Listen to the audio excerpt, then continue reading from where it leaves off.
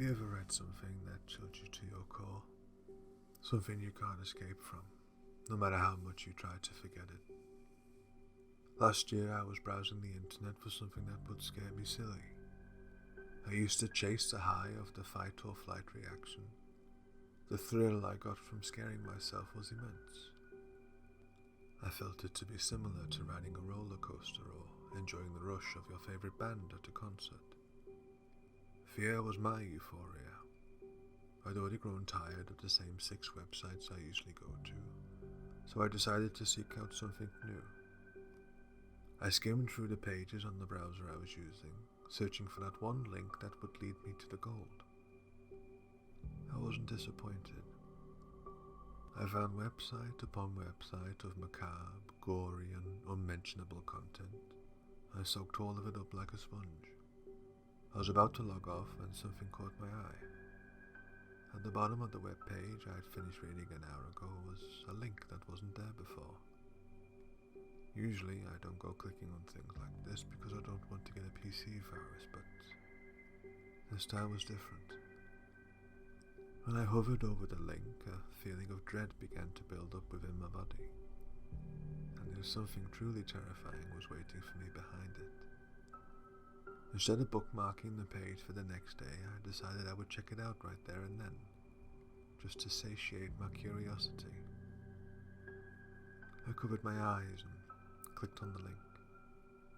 When I peeked through my fingers, I saw nothing but a blank white page, with absolutely no web address, just www.http:/.com. I took my hand from over my eyes and refreshed the page, but it did not budge. I was extremely disappointed. I figured it was either a glitch or just some really stupid joke. So I closed the tab. After closing the tab, I noticed that the website I had been on before I clicked on the link had changed. It did not have the same red background with black text anymore. Instead, it was all white with only 3 sentences on it. emoC, it read. I wasn't really creeped out by it. In fact, I was just weirded out. So I closed the tab and powered down my PC. It was only then, when I was heading to bed, that I noticed something off about my duvet. It looked like something was laying under it. I ripped it back, but there was nothing under it. So I hastily flicked my bedroom light off and crawled under the sheets.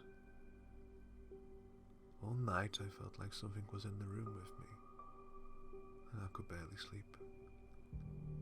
The next morning I got onto my PC before school and searched for that website again. I couldn't find it anywhere. It had simply vanished. I did so again after school, but it was still missing from every page on the browser. That night I took a shower and put my pajamas on and went to use the bathroom. As soon as I'd lifted the lid to the toilet, I was met with a terrible smell. It smelled like something died in there 2 months ago and was never found. When I looked into the bowl, I saw a huge tangle of long black hair just sitting there. For a moment I stared at it. It was motionless for a couple of seconds, but then it began to rise. It was at that moment I realized that the hair belonged to a head that was slowly making its way out of the toilet. I quickly slammed the lid down and locked myself in the bedroom. I hopped straight onto my computer and began raking the internet for anything I could find relating to my experience. But yet again, there was nothing but scary stories and macabre artwork depicting a classic haunting.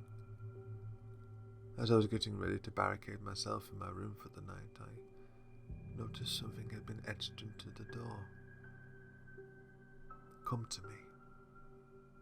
It hit me like a brick. emoC. Come to me. How could I have been so stupid? I should have known. I was the one who called it, whatever it is. My next move was to call it by saying the words in the correct way. Come to me. come to me. That's when the house fell silent. The hum of my PC, the whirring of my fan, and the groaning of the floorboards beneath my feet could no longer be heard. Just as I thought I'd vanquished the entity, my eardrums were molested by a loud ringing noise. The heat of the room rose from 70 degrees to a solid 90. I thought I was going to faint.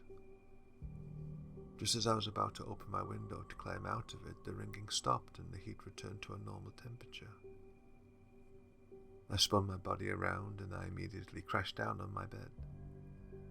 I closed my eyes thinking it was all over, but I was wrong. I heard a scratching sound coming from inside my mattress. For a second I lay there, frozen in fear. I had taken enjoyment from reading about other people's nightmares, but now I was living mine.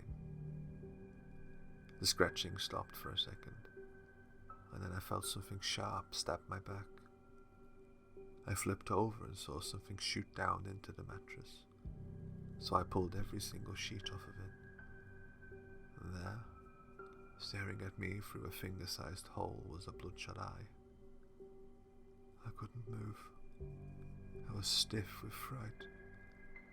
I watched in terror as the entity that was inside the bed began to tear the hole wider until it could fit a whole body through it. That was when fight or flight kicked in. I chose flight.